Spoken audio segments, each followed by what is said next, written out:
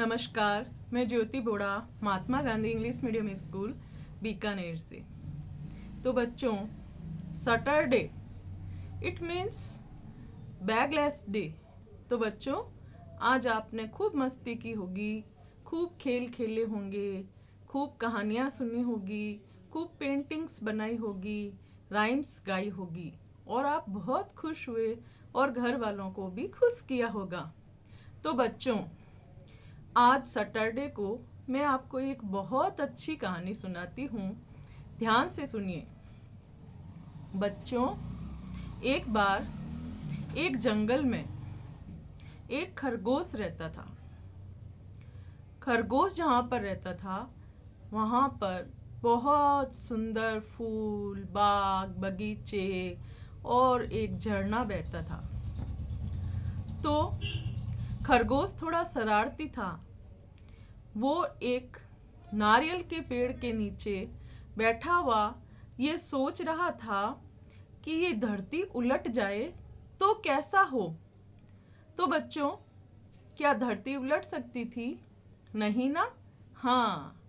तो खरगोश ने सोचा धरती उलट जाए तो क्या हो, ऐसे सोचते सोचते पेड़ के ऊपर से एक नारियल गिरा और इतना जोर से गिरा कि वो गिरते ही फूट गया। तो खरगोश जोर से चिल्लाया, अरे धरती उलट गई, धरती उलट गई, धरती उलट गई। ऐसे करके वो चारों तरफ दौड़ता हुआ गया।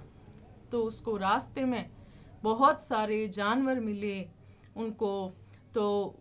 उनको उसने ये बताया कि धरती उलट रही है, धरती उलट रही है, धरती उलट रही है।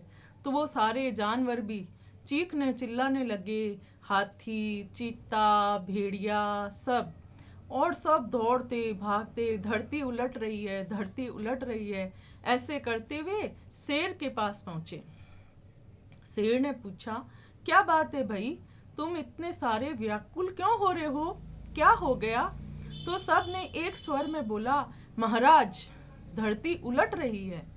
शेर ने कहा, अच्छा। तो हाथी से पूछा कि मुझे बताओ कि किसने कहा तुम्हें धरती उलट रही है?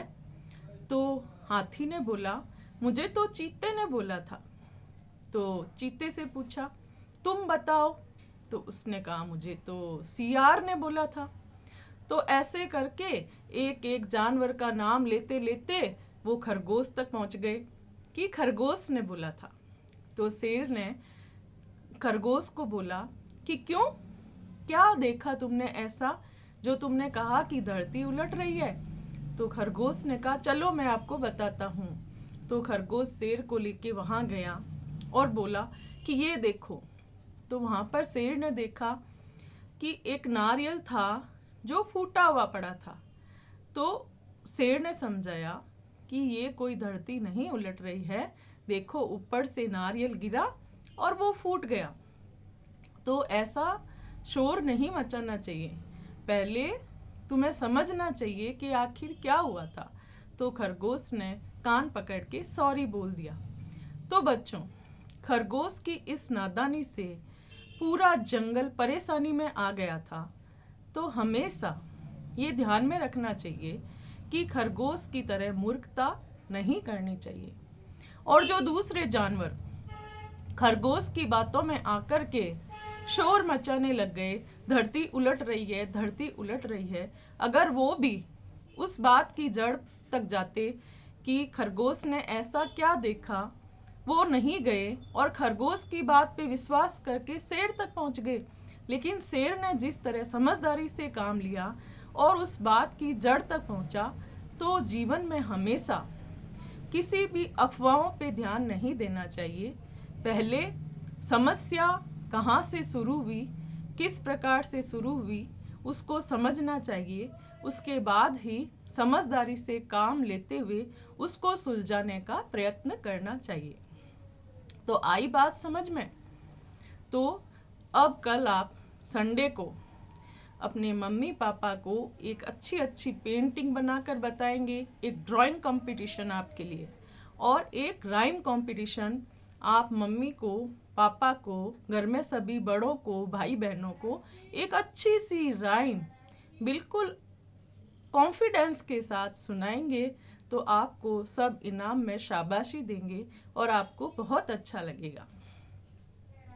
तो एक बात अभिभावकों से, तो मैंने अभी बच्चों को जो कहानी सुनाई, तो बच्चों को चाहे कहानी सुनाएं, चाहे उनको कोई कविता सुनाएं, चाहे कोई संस्मरण सुनाएं, उसके पीछे छोटे बच्चों को यह सिखाने का उद्देश्य होता है कि वो बात को ध्यान से सुन के समझ रहे हैं, वो किसी भी क्वेश्चन को छोटे छोटे पूछने पर कॉन्फिडेंस के साथ जवाब दे रहे हैं।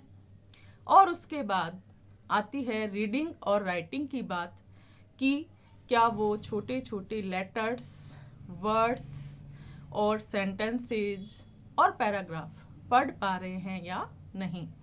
तो मेरे भी इस वीडियो जो मैं बना रही हूँ इन दिनों, उसका सबसे जो बड़ा ऑब्जेक्ट है वो यही है कि बच्चों का बेस कैसे बने।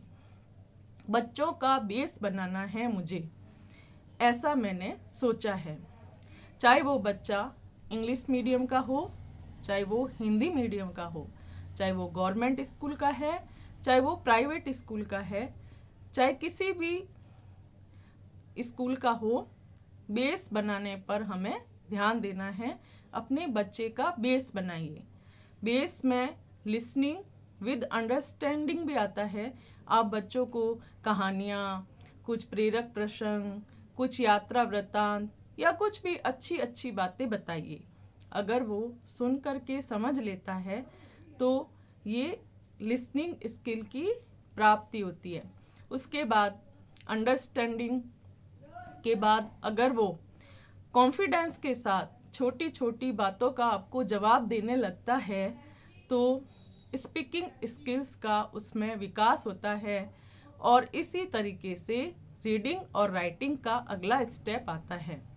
तो उसमें आप बच्चों को मेंटल एबिलिटी के अनुसार थोड़ा थोड़ा सिखाइए, जिससे बच्चे में कॉन्फिडेंस आएगा कि उसको इतना कुछ आता है। और जब आप बच्चे की पेरेंट्स मीटिंग में जाएंगे तो एक आपको पॉजिटिव रेस्पॉन्स मिलेगा कि हाँ, बच्चा पहले से ज़्यादा ध्यान देने लगा है, वो बातों को सुनता है, वो उनको करने की कोशिश करता है। तो अपने बच्चे को पॉजिटिव एटीट्यूड सिखाइए और उसको कॉन्फिडेंट बनाइए, तो वो जीवन में आगे चल कर के बहुत ही ज़्यादा उपलब्धियों को प्राप्त करेगा। Stay at home, stay safe. Thank you.